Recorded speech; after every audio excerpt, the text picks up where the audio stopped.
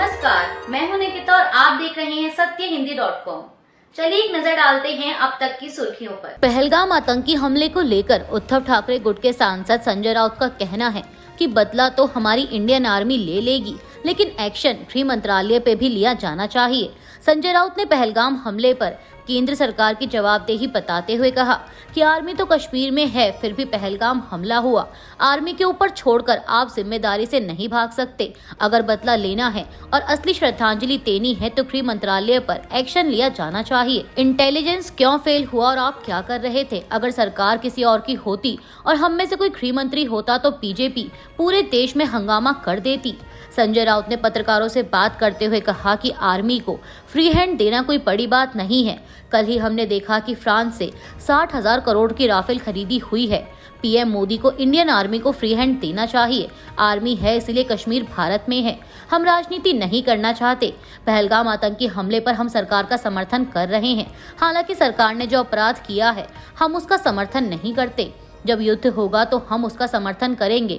जब तक प्रधानमंत्री गृह मंत्री के ऊपर कार्रवाई नहीं करेंगे तब तक बदले की शुरुआत नहीं होगी। बदला लेना है तो अपने घर से शुरुआत कीजिए। बदला तो सेना ले लेगी, वो आप सेना पर छोड़ दीजिए। जेडीयू नेता राजीव रंजन प्रसाद ने रक्षा मंत्री, एनएसए, सीडीएस और तीनों सेना प्रमुखों के साथ प्रधानमंत्री मोदी की बैठक पर कहा कि जिन बेगुनाह लोगों की जानें गई हैं, उनकी शहादतों को हिंदुस्तान भूल नहीं सकता। बड़े कूटनीतिक निर्णय के बाद पूरी दुनिया ने एकजुटता दिखाई। जेडीयू नेता ने सेना को आतंकियों के खिलाफ कार्रवाई की खुली छूट देने और रक्षा मंत्री, एनएसए, सीडीएस और तीनों सेना प्रमुखों के साथ प्रधानमंत्री की बैठक में इस तरह का फैसला लेने पर कहा कि निसंदेह पाकिस्तान के लिए पूरे दिनों की शुरुआत है। दूसरी ओर एक सवाल के जवाब में राजीव रंजन प्रसाद ने विपक्ष को भी थोड़ा धैर्य रखने की सलाह दी। केंद्रीय मंत्री अर्जुन राम मेघवाल ने बुधवार को कहा कि संसदीय मामलों की कैबिनेट कमेटी यानी सीसीपीए कई विपक्षी दलों की उस मांग पर फैसला करेगी जिसमें संसद का विशेष सत्र बुलाने की भी मांग की गई है।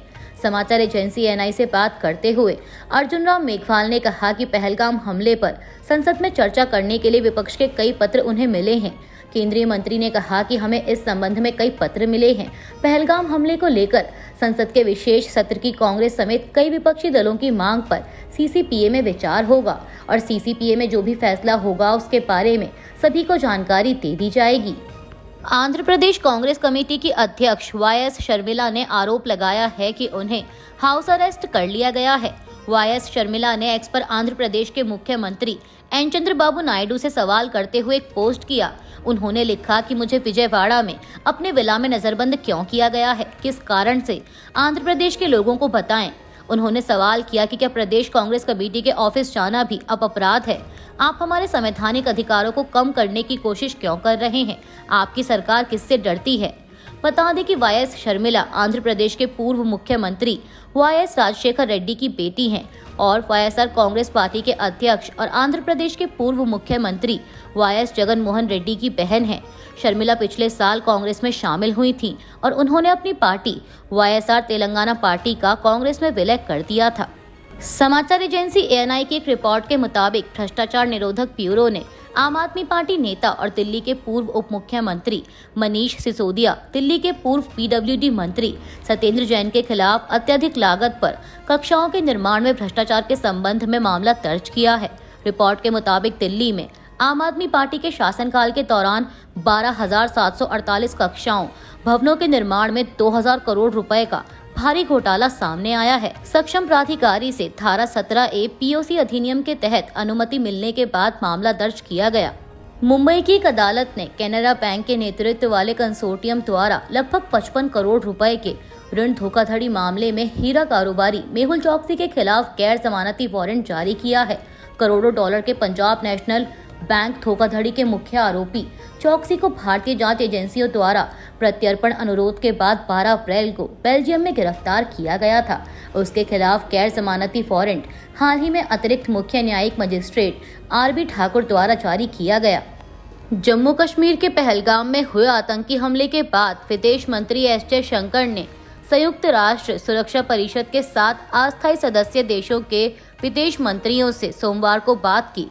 विदेश मंत्री एस जयशंकर ने स्लोवेनिया, पनामा, अल्जीरिया और गुयाना के अपने समकक्षों के साथ मंगलवार को फोन पर अलग अलग बातचीत के दौरान पहलगाम आतंकी हमले पर चर्चा की। वहीं अन्य अस्थायी सदस्य देशों में डेनमार्क, पाकिस्तान और कोरिया गणराज्य शामिल है। विदेश मंत्री ने संयुक्त राष्ट्र महासचिव एंटोनियो गुटेरेस से भी फोन पर बात की और इस हमले के अपराधियों, योजनाकारों व समर्थकों को न्याय के कटघरे में लाने की बात कही।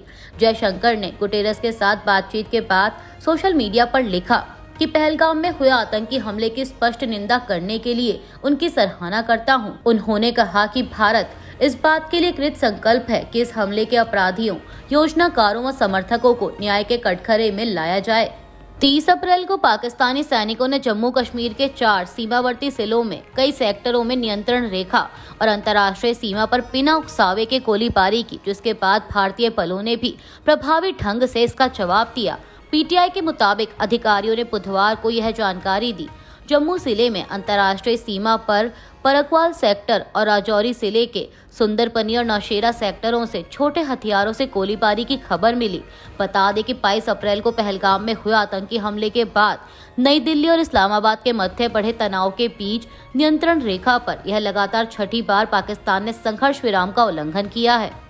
बसपा प्रमुख मायावती ने जम्मू कश्मीर के पहलगाम में हुए आतंकी हमले पर बड़ा बयान देते हुए एक्स पर एक पोस्ट कर सभी पार्टियों से एकजुट होने की अपील की है। उन्होंने पहलगाम आतंकी हमले पर सभी राजनीतिक दलों से सरकार के साथ खड़े होने की बात कही। साथ ही बयानबाजी और पोस्टरबाजी कर खिलौनी राजनीति न करने की भी अपील की। मायावती ने लिखा कि पहलगाम आतंकी हमले को लेकर सभी पार्टियों को एकजुट होकर सरकार के हर कदम के साथ खड़े होना चाहिए, न कि इसकी आड़ में पोस्टरबाजी और बयानबाजी आदि के जरिए खिलौनी राजनीति की जानी चाहिए, क्योंकि इससे लोगों में कंफ्यूजन पैदा हो रहा है जो देश हित में ठीक नहीं है। एक और पोस्ट में उन्होंने लिखा कि इस प्रकरण में भारतीय संविधान के निर्माता परम पूज्य बाबा साहेब डॉक्टर भीमराव अंबेडकर का भी अपमान कतई ना किया जाए। खासकर समाजवादी पार्टी और कांग्रेस को इस बात का विशेष ध्यान रखना चाहिए, वरना बीएसपी इनके खिलाफ सड़कों पर भी उतर सकती है। अमेरिकी राष्ट्रपति डोनाल्ड ट्रंप ने कहा है कि भारत के साथ टैरिफ वार्ता बहुत अच्छी चल रही है और उन्हें लगता है कि दोनों देश व्यापार सौदा कर लेंगे। ट्रंप ने मंगलवार को व्हाइट हाउस के बाहर पत्रकारों से बात करते हुए ये टिप्पणी की। ट्रंप ने व्हाइट हाउस के बाहर पत्रकारों से संक्षिप्त टिप्पणी के दौरान कहा कि मुझे लगता है कि हम भारत के साथ सौदा कर लेंगे। अभी के लिए बस इतना ही। बाकी की खबरों के लिए बने रहिए सत्यहिंदी.com के साथ।